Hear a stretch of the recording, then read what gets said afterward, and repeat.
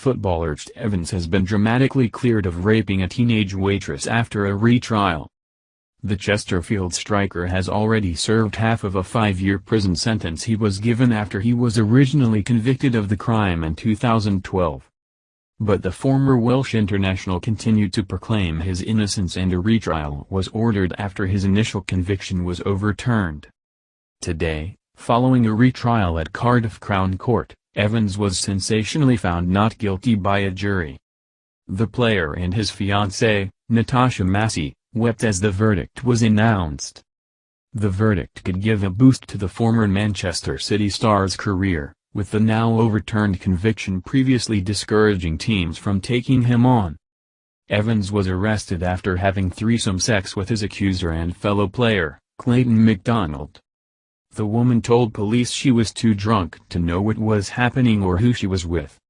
Evans admitted having sex with the woman but said she consented and invited him to join her and McDonald, who was acquitted at Evans's first trial. Evans is currently on a 1-year contract with League One side Chesterfield, but could now see his earnings increased with the possibility that more teams will be interested in signing him now his record is clear. The retrial has heard Evans had been on a night out in Rhyl, his hometown, with friends including Mr. McDonald. Before hitting the town, Evans paid £92 for a room at the Premier Inn for Mr. McDonald, whom he had first met when the pair played for Manchester City's youth team. The complainant was also out that night, consuming a large glass of wine, 4 double vodka and lemonades and a shot of Sambuca. She was seen on CCTV staggering outside a nightclub named Zubar, as well as falling over in the Godfather kebab shop.